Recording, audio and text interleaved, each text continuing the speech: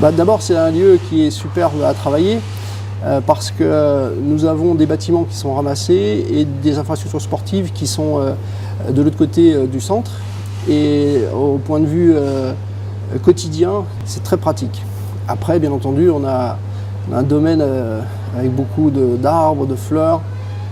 Et puis nous sommes à Marcoussis, un village charmant. On n'a pas l'impression d'être à quelques kilomètres de Paris.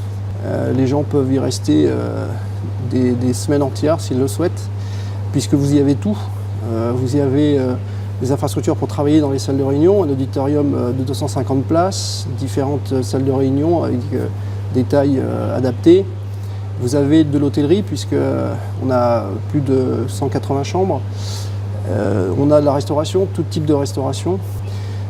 On y a, bien entendu, c'est le cœur de la raison d'être du Centre national de rugby, les infrastructures sportives, avec les terrains, les vestiaires et tout le matériel nécessaire. Une énorme salle de torture, c'est la salle de musculation. Le seul checkpoint, si je peux dire, c'est à l'entrée du centre.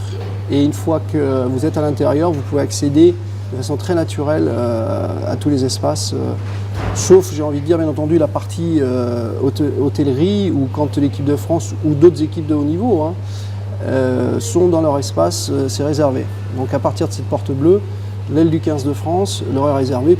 Et quand on peut confirmer à ces entreprises qui peuvent croiser un joueur du 15 de France autour du bar, effectivement, c'est quelque chose qui les surprend et qui les émerveille. C'est pas partout pareil.